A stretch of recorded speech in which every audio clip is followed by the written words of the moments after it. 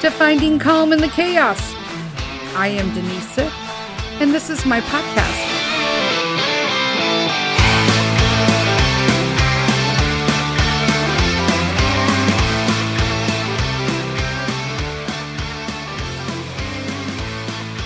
Hello, everybody. Happy Wednesday. Welcome to another edition of Finding Calm in the Chaos.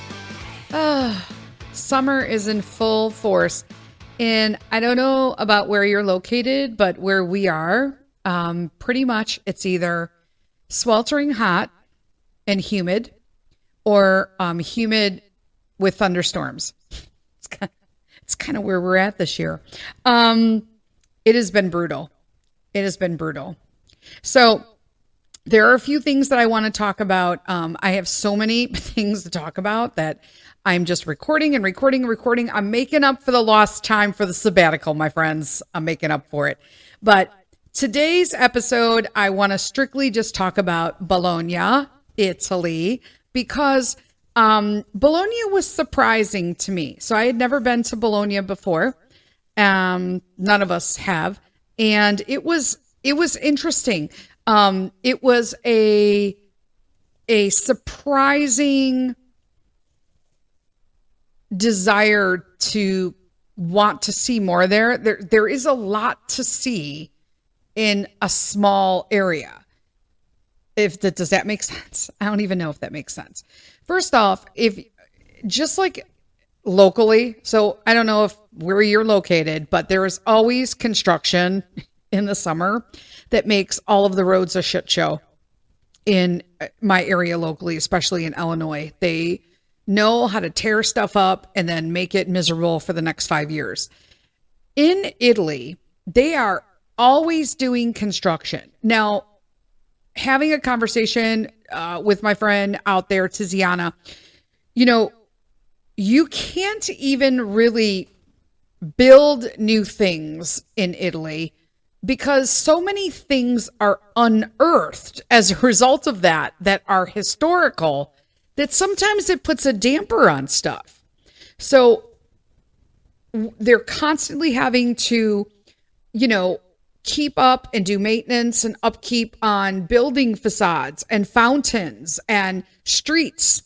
Number one, because of their age, of how historically old they are, but also because of the sheer amount of people that come through there all the time. And places like Rome, obviously much heavier, Milan, much heavier traffic. Bologna, I found, it was busy, but it wasn't stupid busy. It wasn't stupid busy. You know what I'm saying? So I felt like it was a nice in between. And there are things that I loved about Bologna. And then there's one major thing I didn't like about Bologna. And in all honesty, I think that made a huge difference in how I perceived the city itself. Yeah, let's just go. Let's dive in, friends.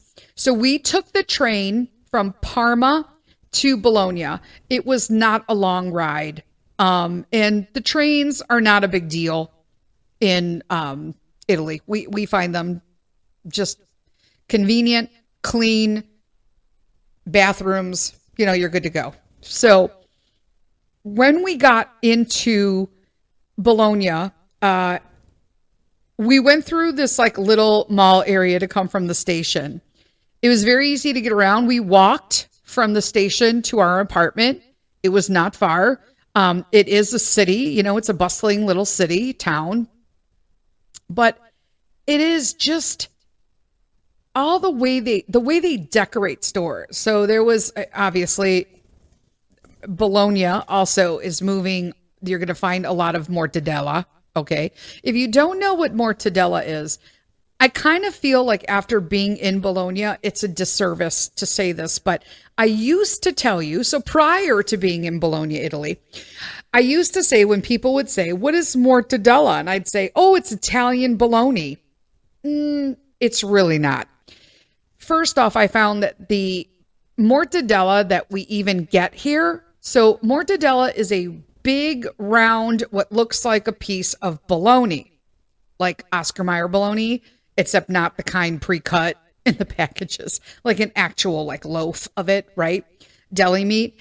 But there's a special way that it's made. There's a recipe behind it. They take great pride in that. And so it's a little bit more entailed. There are also like large pieces of, for lack of a better term, fat in them. So you'll see these little like white polka dots that scatter throughout. And on occasion, you will also see little green flecks, like round bean shapes, which are pistachio. Now, I know I said pistachio. Here's the deal. We say pistachio, pistachios, pistachio. That's not how you say the word in Italian. It's pistachio. We even changed the way it's spelled so that we can continue to say it wrong. And I'm not doing that anymore. So it's a pistachio. So in jalapeno, they don't all come with the pistachio, so you don't have to have it that way. But it is delicious, and it's super thinly sliced. It does not come in a big hunker thing like Oscar Mayer. You know what I'm saying? So it is delicious. And it has to be, I believe, almost served at a certain temperature. They just got it down, okay?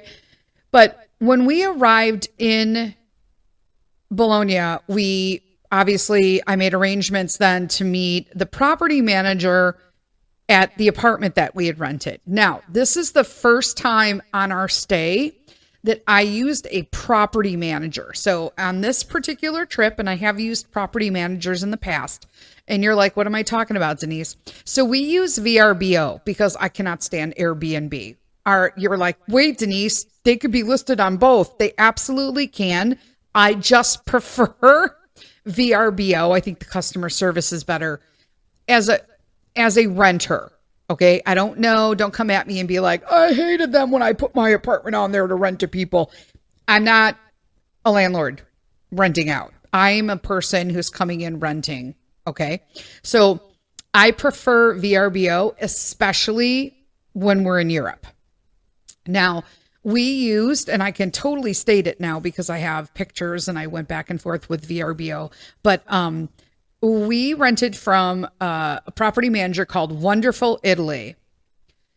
I don't know if any other companies are called that. It had a W and an I. They've got an app, so it's a pretty big deal if you got an app, right? Wonderful Italy. The property manager that met us was wonderful. Paola. Okay? She was wonderful. There was a elevator in the building, but if when I say elevators, unless you're in a hotel that is Americanized, these hotels or these elevators are put in, I feel sometimes aftermarket, okay, or from a long time ago. And so they're usually at a 2-person capacity with no bags, or a 1-person capacity with a bag and maybe a child. Okay. So they are very small, and they're usually, you open the door, you slide open the gate, you get in, you close the door, you close the gate, you press your button, you go up to your floor. It's that kind, old school, right? So I appreciate that on the days that I'm suffering because I can't get upstairs. I have no problem coming downstairs, but in that kind of heat, lupus, it's going up. That's a problem. Have I gone up? Absolutely. If it didn't have an elevator, I would. But there's an elevator, so duh. Why wouldn't I use the elevator? So that's an American thing, by the way, because most people would not use the elevator in Italy. Just saying. So we get there. She meets us. She was at another property at the time, so there was about a 10-minute wait. Not a big deal. Not a big deal. It was a small street.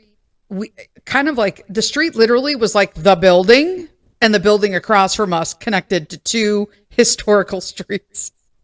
It was right smack dab in the historical part of Bologna, which was wonderful. Like, what a location. We literally walked everywhere in Bologna. We did not have to take any public transportation at all. Perfect. So Now, from the apartment itself, now I'm taking the elevator up, but Paula is already taking the stairs, the elevator up with Angie because I'm too big to get in the elevator with Paula. I'm not even making this shit up, guys.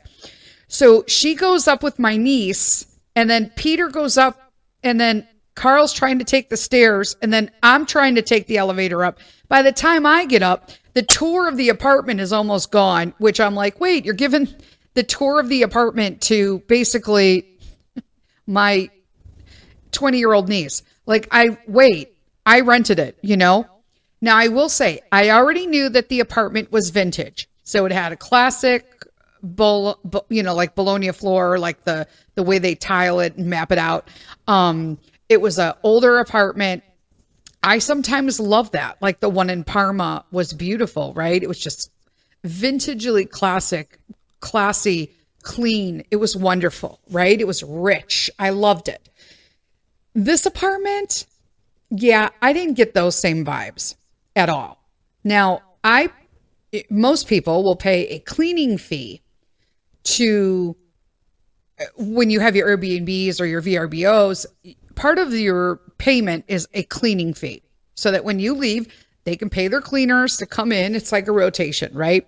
So when you're going in, even if it's a high turnover, there's a reason why you have a certain time. I'm not a fan of, oh, can I check in early because my train got in at 10 and check-in's at 3. That's too bad.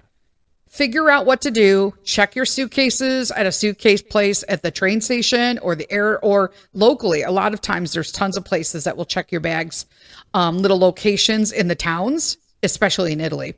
I don't know if it's anywhere else, but no, you cannot check in early. I don't understand why people feel like they are entitled to check in early just because they got there early. They need to do things in the apartment. I don't want to go in after somebody and I'm rushing them cleaning. Let them clean. Let them change the linens. Let them do all the things. Well, I'm thinking that there were multiple things going on in this place. Now, like I said, I'm okay with things being old. The view on the deck was gorgeous. We had like a little tiny like deck, and when you looked out of it, you can see all the rooftops. Now, if you see like, do I want to see the rooftops in Chicago or in New York? No, not really. But in Italy, it's gorgeous because you can see like all the little balconies and what they're growing and laundry. And you never thought laundry hanging outside was like cutesy until you've been to Italy. Flowers, just people on their decks, the beautiful clay tile roofs, and just all the different levels and grades of them. And then in the far, when you looked off, you could see the two towers. It's a big thing, and we'll talk about that later. But you could see the two towers because that's how close we were to the historical district. And I thought, this is so awesome. But then I looked over to my right, and there's a bucket there with like an old mop. And I thought, why is it just sitting outside on the balcony? Like, did somebody leave it here? Is there not a closet? Now, she proceeded to tell us that there was a mocha pot. She showed it to me, the property manager. However, there was no coffee. There was nothing. There was no water, no coffee, no like nothing. Now, might I add, this place was not cheap, but there was a 140 euro cost for cleaning. That's a lot, my friends. Okay. It's about 165 bucks. Okay. US dollars. And I'm noticing right away with OCD that this furniture looks a little stank. You know what I'm saying? Like, it was old, classic, a yellow, that mustard yellow couch from 1970s. Like I said, I knew it was vintage and I'm okay with that. But the couch itself was not cleaned, I feel like it should have been. Like, if you can't clean the couch, then it needs to be replaced, right? And every time we moved on it, it made noises. And both of them converted into beds. There were two couches, both converted into beds. Basic, dining room table, totally okay. There was a hole in the wall where it looks like maybe something was locked or a lock was inserted on maybe a pocket door or something. And they just basically looked like it fell out and they just left it that way. Like I said, the kitchen was bare. There was nothing, no towels, it was crazy. Okay. I'm like, wow, we have like a half roll of paper towels. Okay. I'll take it. They kept saying to scan the code, the QR code, and you would get directions for like garbage. Again, we've talked about how throwing garbage out in Italy, you need like a PhD if you're an American. No joke. Okay.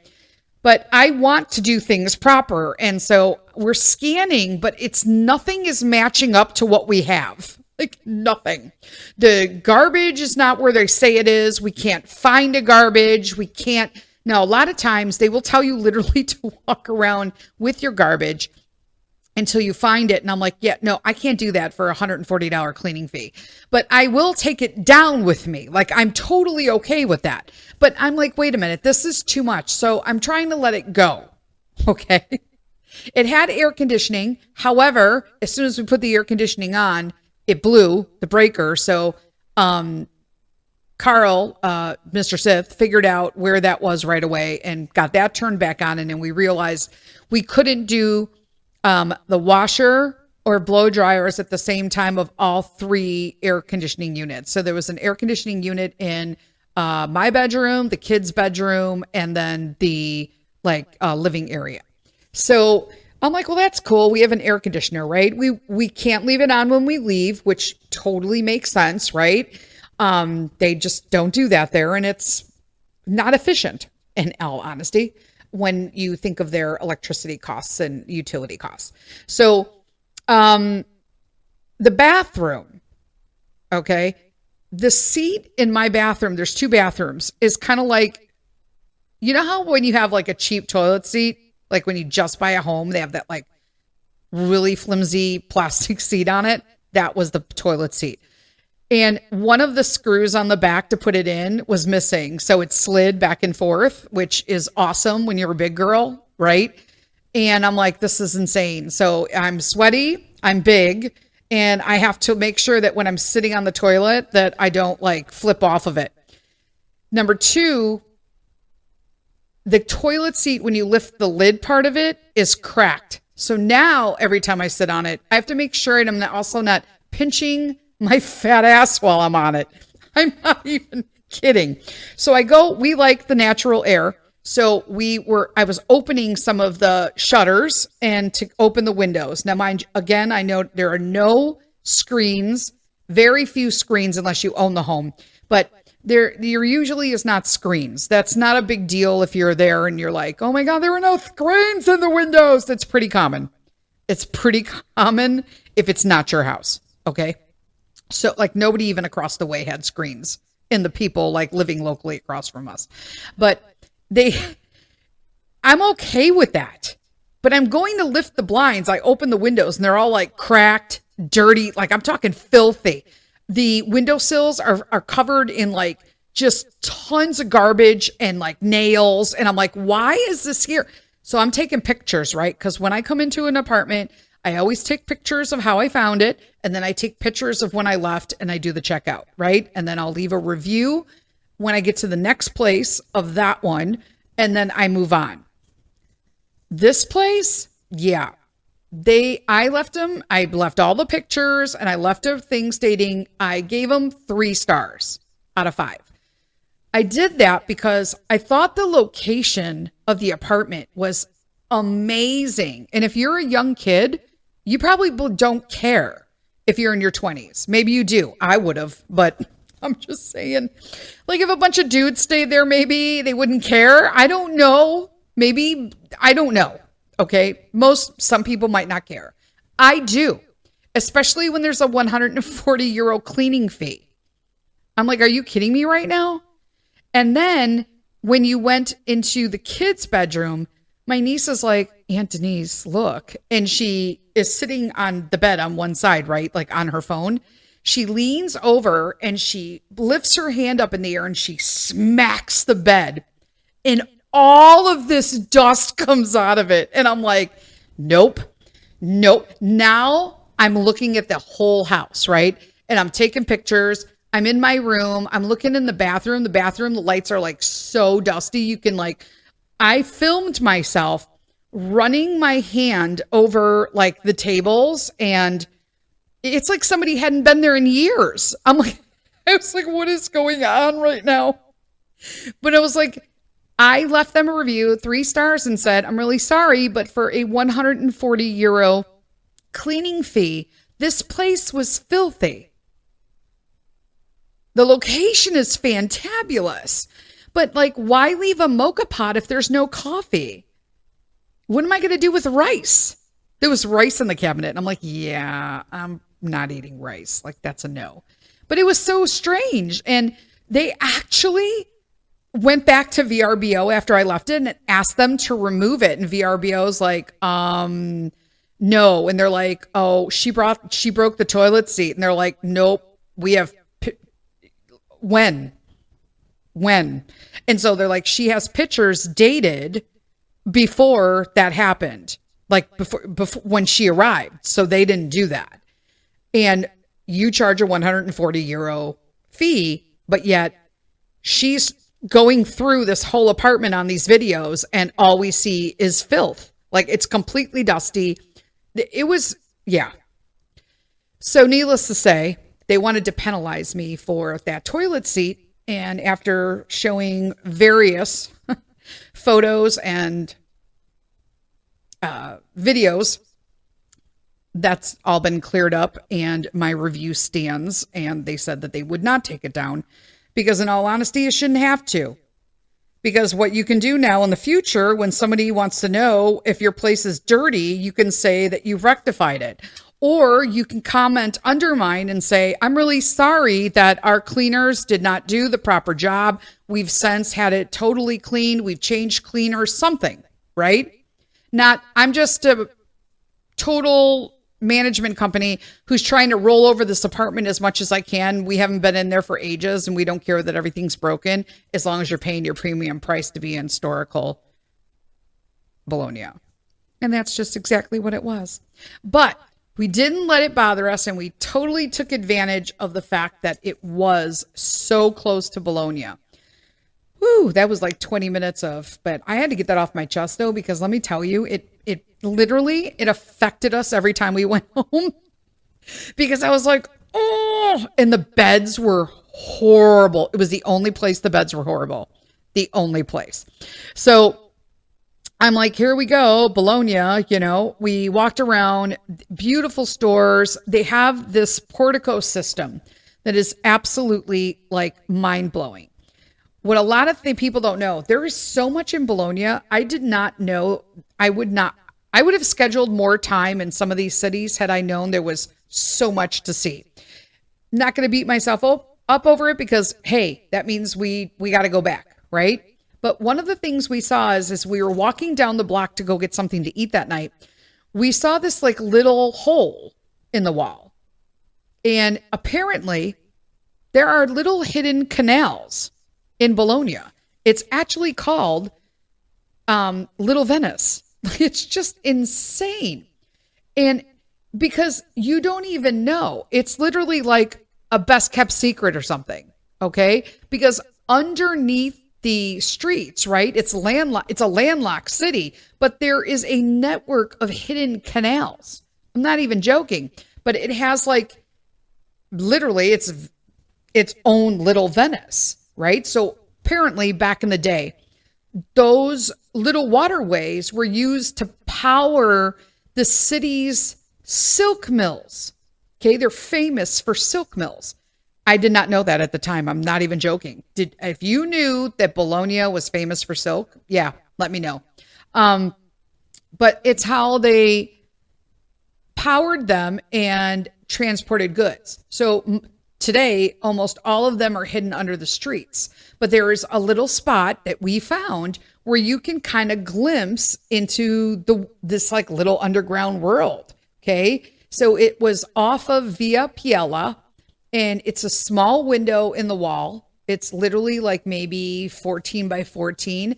And if you peek through it, you get a view that makes you feel like you're literally looking like you're looking through a portal into Venice. It's insane. Completely insane. I was like, this is the most awesome thing ever. So that was very surprising, but so cool to see that. Good restaurants. We had, like I said, the view from the from the apartment was amazing. We loved it. We loved walking down the little streets. So the buildings are pretty high in Bologna. So as you're walking through, the streets are very narrow. So they come up very high on both sides of you. And I absolutely love walking down. Like, I'm trying to put it in some sort of perspective for Americans. Okay. So imagine you're walking through like Lincoln Park, brownstones on both sides, and the streets are just enough where you can literally smash yourself up against the wall so a Toyota Prius can drive through. That's how small they are.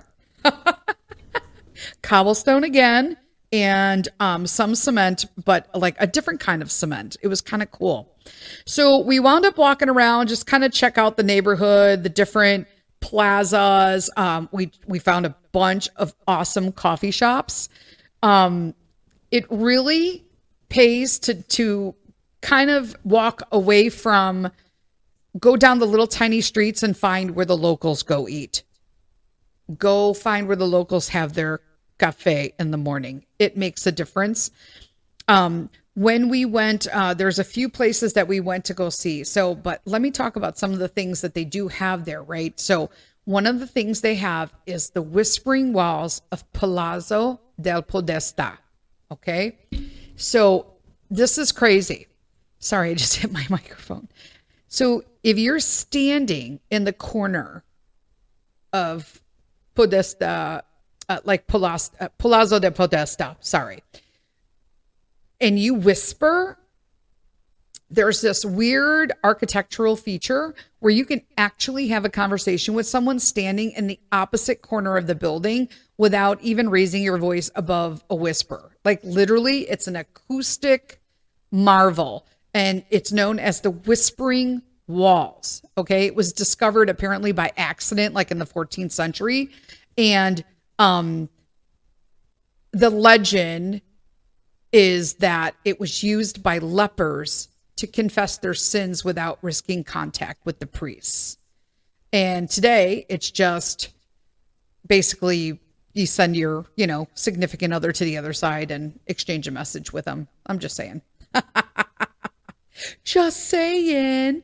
So those are like two really cool things. The third thing that we saw while we were there that was, it was unbelievable, was the Basilica of San Petronio. So San Petronio is Saint Peter.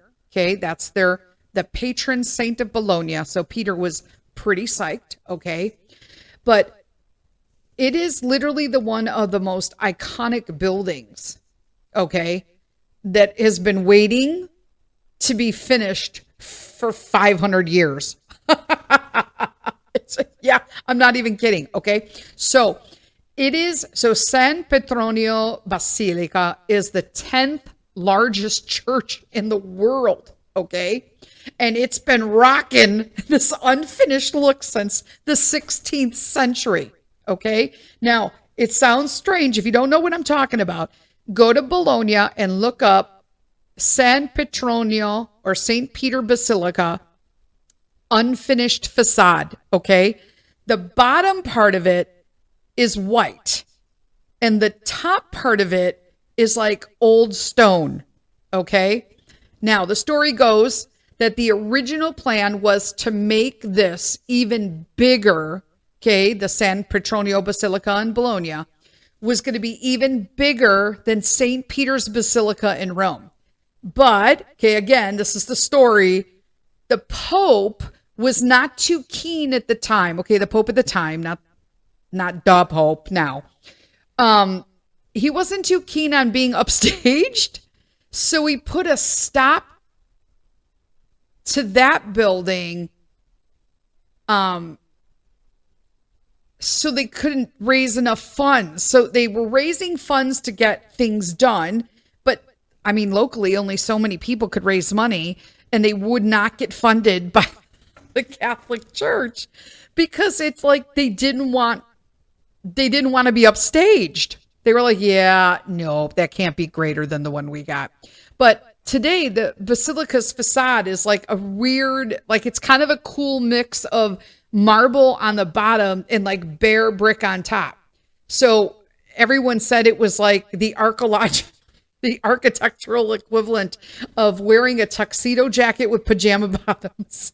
I thought it was hilarious, and I'll never forget that. But it works, though. It works, okay? It's like an unintentional fashion statement, right? But it's one of Bologna's most recognizable features, right? Inside the church, shut your mouth.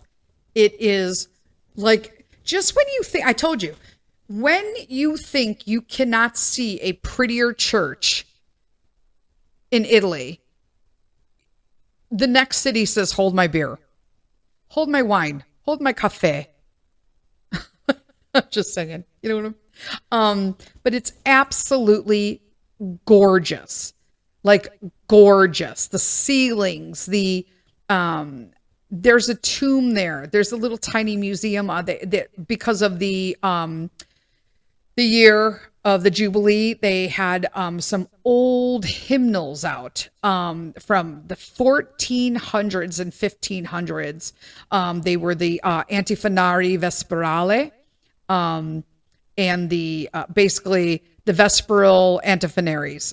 So choral books that contain the chants for like various liturgical celebrations.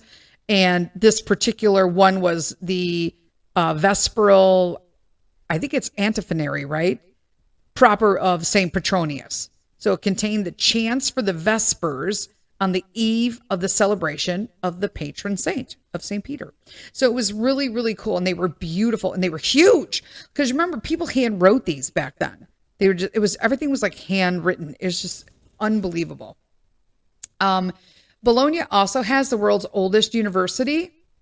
All right. Now, we were outside the university. Obviously, we not go in the university. So, I mean, there's that. But it is literally home of the oldest university in the Western world. It was established in 1088. The University of Bologna has been churning out minds of brilliance for nearly a millennium. Think about that. A freaking millennium. I mean, that's insane. And the university, here's the cool part, was founded by students. It was a group of law students, apparently, got together and hired teachers to create like their own school. Sort of like a co-op. Sounds like a homeschool co-op. I mean, that's how you take education into your own hands, peeps. But you can visit like the whole thing. I think it's called, I'm going to say it. It's Archiginesio. Archiginesio. I'm pretty sure that's what it's called. But you can see the university's original building. They have this incredible anatomical theater where medical students learn to craft. So like they would do autopsies in the center and all of the medical students would be around it. It's like stepping into a time machine. Okay. Except you don't get a degree anymore. Just that was a bad joke. Bologna is also the birthplace of tortellini, which I'm sorry, I love me some tortellini. Peter, it's so strange. You think a kid would love something filled with cheese, like pasta filled with cheese. But he's give or take on this. Not all tortellini is created equal with Peter. And I'm going to have to agree with him there. But it is the birthplace of tortellini, okay? They're like, if you don't know what tortellini are, they're like the little, I don't know, like belly button shaped parcels, right? Like little pastas. All right. And legend has it, okay, so the legend is that a nosy innkeeper in Castelfranco Emilia, which is a town near Bologna, was so captivated by the beauty of Venus's navel that he created a tortellini in his image. Okay, so I have no idea if that's true, but I will tell you that they take it seriously. Okay, and there's actually an official gold replica of tortellini that's kept in the Chamber of Commerce. It's like a crown jewel of Italy. I'm not even joking. I don't know if that story's true. That's like, the folklore behind it, but it's not proper tortellini. Here is the thing. Like, what do we do with tortellini? Technically, my favorite way to have tortellini here is in soup. And I ain't wrong, okay? Apparently, you are not supposed to put pasta sauce on it. It's supposed to be served in broth. So they will serve you tortellini in like this wonderfully flavored clear broth. It's beautiful. It's almost like a consommé. It's beautiful. So there's that. Then they have the two towers there. I'm telling you, there's a lot of stuff in Bologna. A lot of stuff.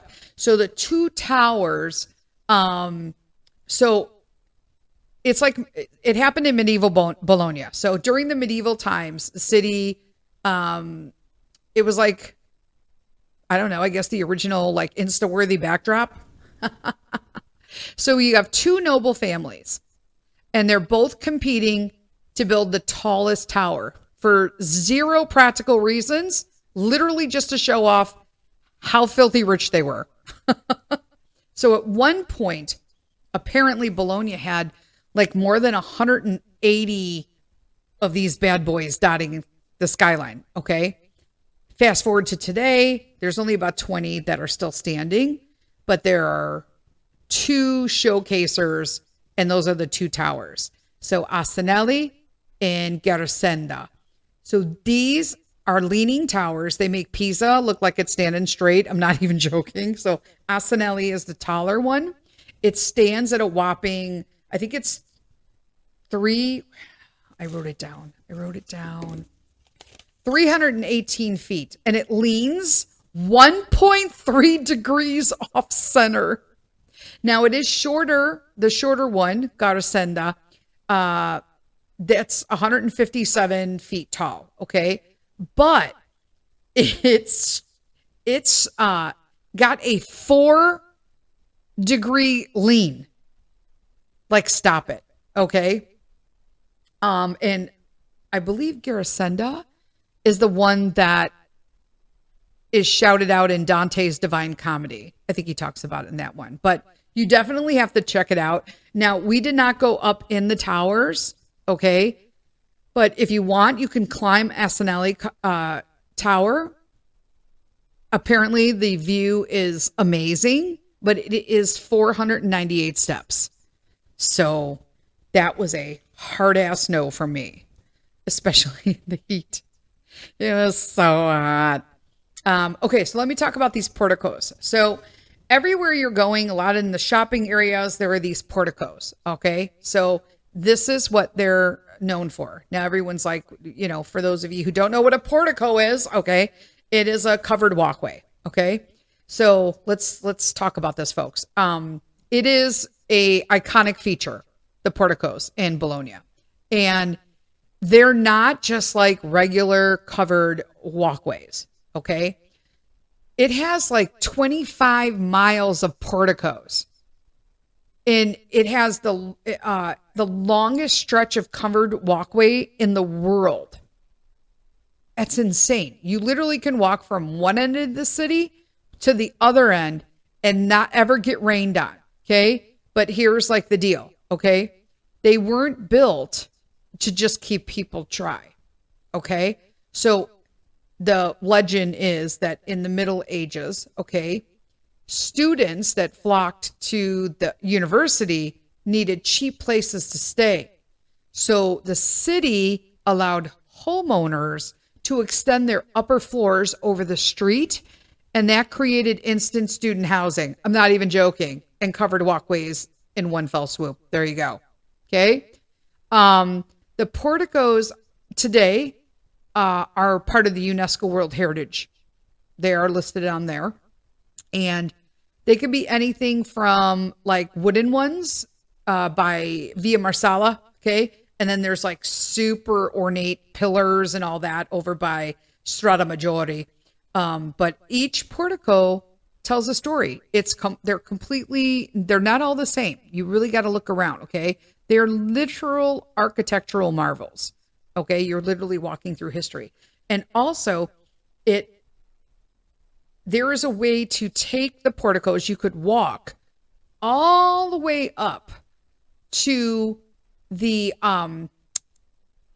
church at the top of the hill, and it's kind of overlooking Bologna. All right, and it's called the Sanctuary of the Madonna di San Luca. Okay, it's a Catholic basilica, and it's dedicated to the Virgin Mary. It houses this revered icon of the Black Madonna with Child. It was believed to be painted by St. Luke. So that was the big deal. Okay. It's a popular pilgrimage site. It's a prominent landmark. You can see it, whatever, but it is accessible by a long porticoed walkway. Okay. The porticoed walkway has 666 arches. You can't even make this stuff up. We were like, wait, what? For those of you, obviously, I don't know where you would be living to not know that apparently the number 666, people associate that with the devil. But the fact that this cathedral, this church is a monument to the Virgin Mary, has 666 arches.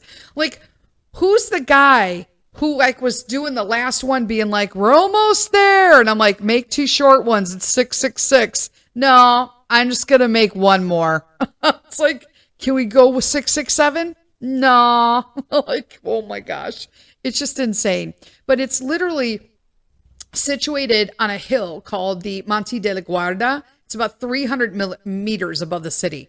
You can actually take these little trains. I wish I was joking.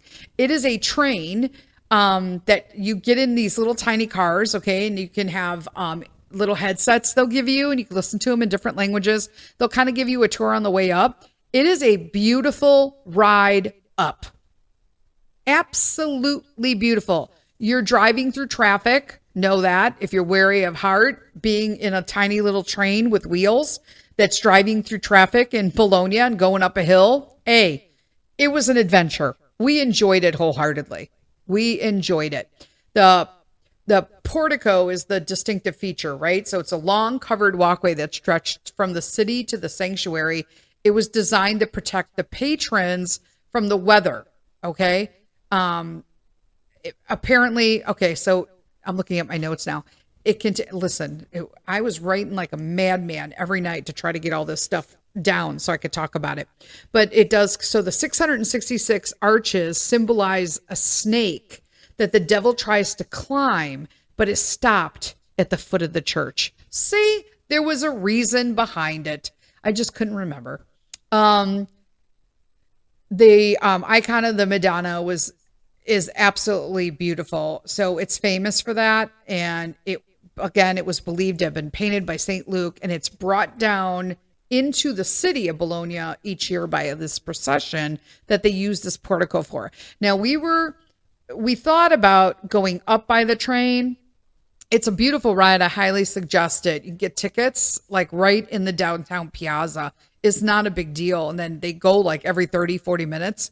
And then the train will also pick you up as well and take you back down to the exact same like piazza. But you could also choose to walk the porticos down, all 666. They said it takes about an hour. And I was like, no thanks, because it's hotter than heck right now, and I need to have a coffee. But the church itself it dates back to the 12th century. And you're like in there and touching, like you're sitting in a pew and looking at these things. It's just overwhelming, the beauty of it itself. Okay. So there used to be a funicular. Okay. So the funicular is like the cable car. All right. That's not in operation anymore, but you can take the bus up there. You can drive up there. You can walk. And then there's that awesome little tiny train. So I highly suggest the train. We had a great time with it. We had an absolutely great time with it. What else do I have here? Oh my gosh. Oh, I had more facts about the Basilica of San Petronio. So we love it. So the basilica itself is located in Piazza Maggiore, which is the largest plaza, and it is the most important church of Bologna because of the patron saint. It is the construction began. So I had a little more details because it was. You got to Google this, friends, because it's so weird to see this beautiful white marble. If you put your hand over like the top part of your eye, you could just see this gorgeous thing. And then all you have to do is like roll your hand down and just look at the top part. And you're like, it looks like two different buildings. Okay. So the construction began in 1390. All right. In 1514, it started changing. Okay. And that's when this new Latin cross model, okay, would have been larger than St. Peter's Basilica in Rome. Okay. And then I believe the Pope that was like, nope, right? He blocked that right out. I believe it was Pope Pius IX. He blocked the construction and insisted on the erection of the Archiginnasio instead. Okay. So the facade remained unfinished.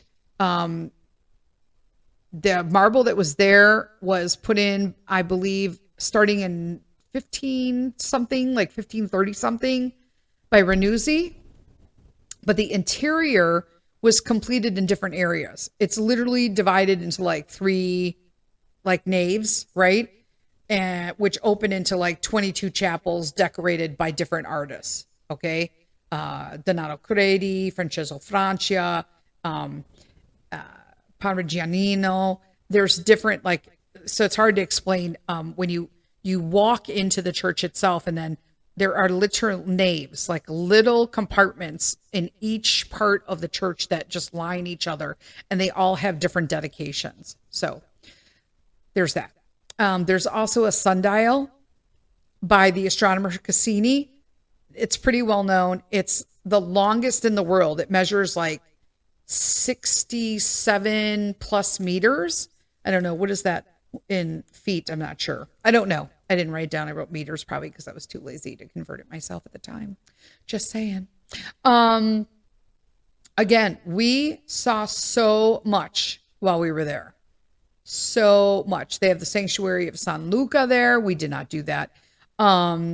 They have Neptune's fountain. Okay, we liked Neptune's fountain. We stopped there. They have a little Nessoni outside where you can fill up your water bottles, get some water on you, wash your hands, whatnot. But it is the Neptune fountain. Now, there is this optical illusion with the fountain, okay?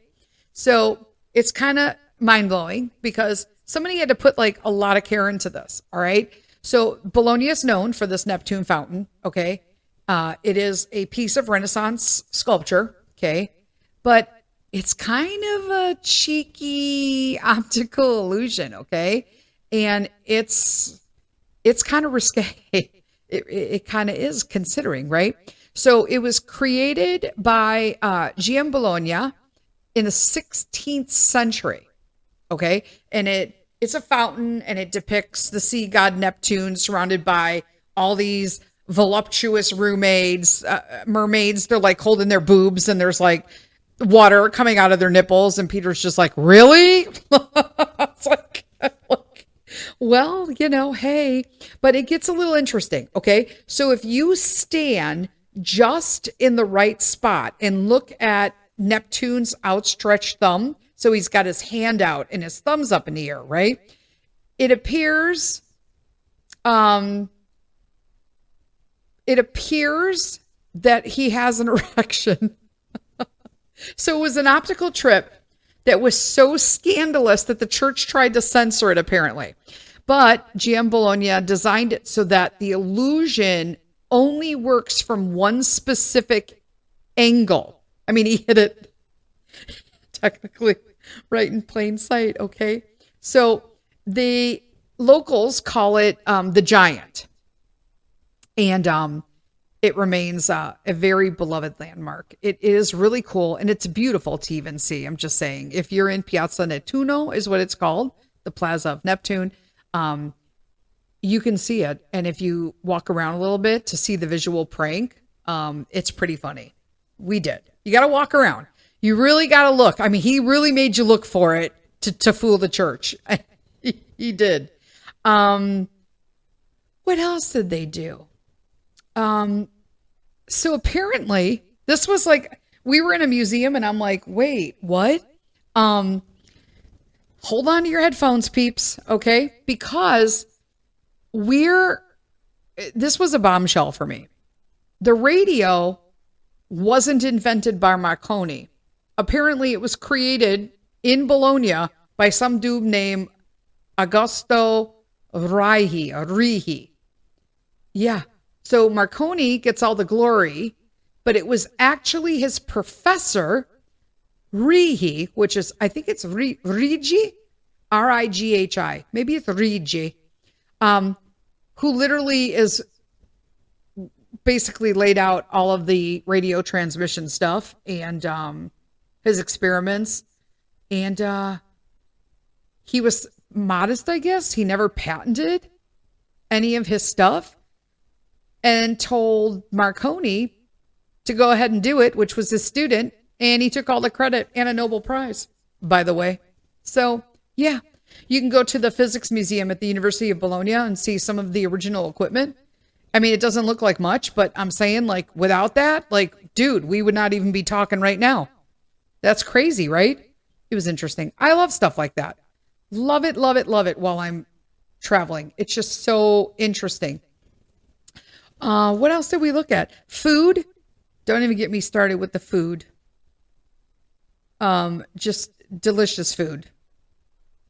What else did we do? Oh, did you know there's a whole jazz quarter in Bologna? A whole jazz quarter. I was dying. I did not realize Thelonious Monk was there, Ella Fitzgerald, like all of these major people. So also there are 3 different places we had talked about in the past that were there. So I can't remember. I think it's the Pisanini. Oh, I hate when I can't remember stuff. But we went to Mortadella, which I highly recommend. It's street food. So Mortadella, I don't know if we talked about that before, but you'll get a beautiful, almost like Kaiser type bun, warm, and it'll have a like liquid, like creamy mozzarella in it with pistachio cream and pistachios in it with mortadella. Delicious. Then there's Tigalino. And that has a bunch of different sandwiches. Those are like little round breads that are baked in like almost, think big English muffin. So a wider English muffin, like longer, bigger, but thinner. And they just cut them in half and stuff them. We got like a flight of those, like of traditional ones. And then they're like tortilla ones.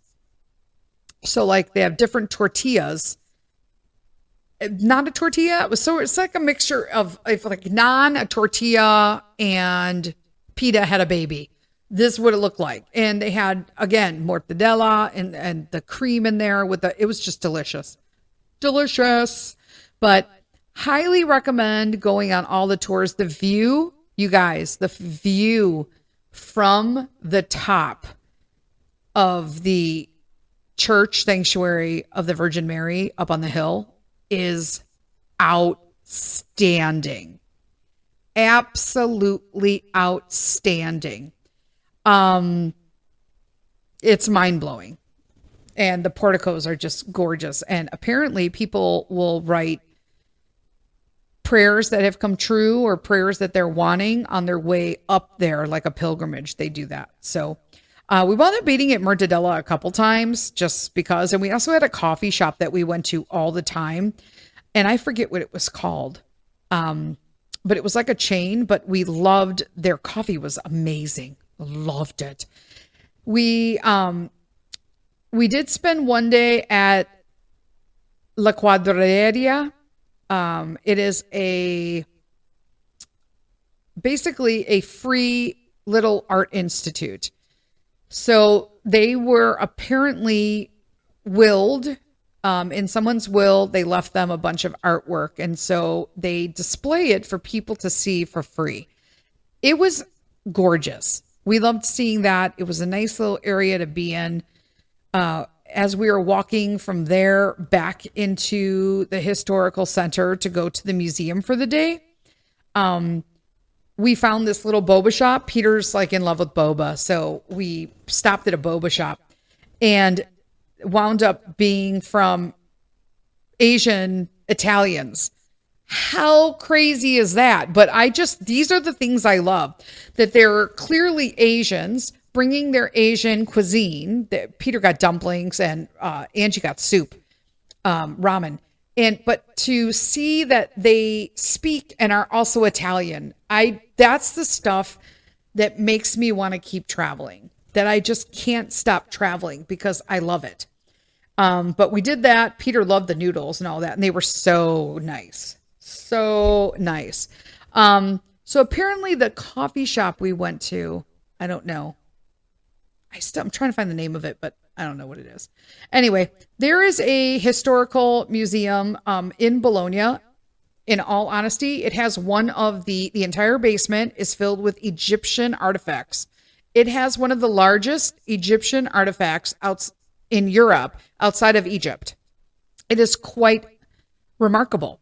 And it had a bunch of beautiful things and unearthed just statues and portico pieces and column pieces and this huge statue of Nero, lots of stuff of Neptune and tiles and mosaics, and just gorgeous. It was the most interesting place. It was lovely. The other sandwich place. Sorry, my brain. So the third sandwich place we went to was La Piadena. Very nice. Those were the little flatbreads. Sorry. I'm like, wait, what? But it was really nice. And the cool part is when we left our apartment, we did so much, and there was so much more we could have done that we didn't do. It was insane. And just super local. Definitely stay if you don't mind the walk. I mean, I don't mind walking if it's close, but we really enjoyed staying in the historical center of Bologna. I definitely stay again, but I would definitely only stay with a private individual. Period. We actually saw a lot of places based on signs, and I'm like, snap. I'm taking pictures so I remember the addresses, right? So I could look for them online. But when we left, we walked back to the train station after getting something for breakfast, and we just had coffee and chilled out at the train station until we got ready to head to, where did we go next? We went to Florence.